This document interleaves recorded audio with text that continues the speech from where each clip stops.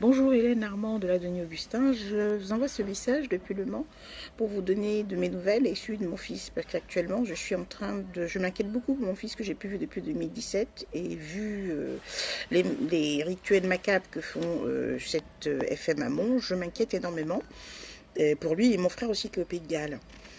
J'ai demandé à faire un nouveau livret de famille parce que j'ai laissé l'autre depuis 2014 exprès à Caen et ils l'ont volé. Comme ils ont volé ma carte d'identité, en Belgique, ils sont tombés dans le même piège.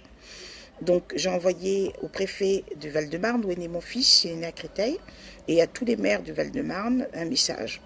Je vais vous dire tout simplement quelque chose. Je ne veux plus que Madame Marie-Laure Croisier de Lacvivier, que M. Charles Codia, que des membres de ma famille se mêlent de mes affaires.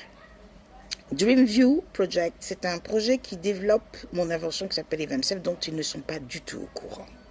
Ce qu'ils m'ont fait en 1987, suite à la crise immobilière, m'a servi de leçon. Donc, ils n'ont pas été du tout informés. OK? Donc, que ce soit la micro-bourse, la médiane bourse, le troisième marché, et tout ce que j'ai eu à développer, j'ai fait en tout plus de, disons, 180 produits dans le domaine de l'épargne et la finance. J'estime que je dois avoir mon argent pour travailler. Je ne suis pas là pour donner de l'argent à Madame Marie-Laure. Je pense qu'elle a eu assez. Et le délai, en fait, pour me restituer mon argent était à 2017. Donc, je ne comprends pas trop ce qui se passe.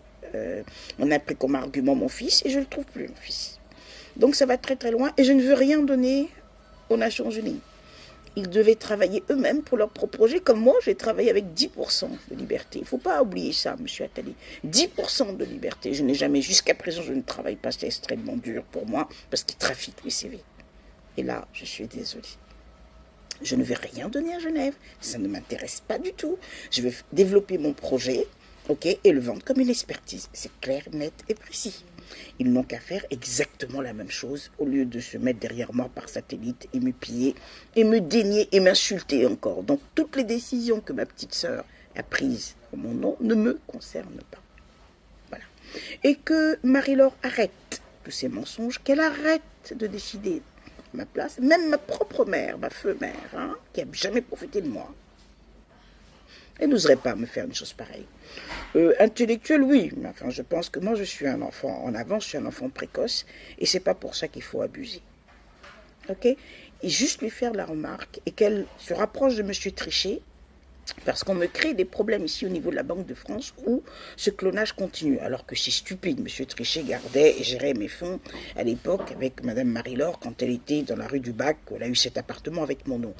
Essayez de la conscientiser parce que j'en ai franchement marre. Mais la même équipe, ça ne peut pas revenir. Et j'ai jamais travaillé caille-fouille avec M. Charles Codia. Donc on ne peut pas anticiper avec mon travail. Ils devaient travailler eux-mêmes. Merci beaucoup.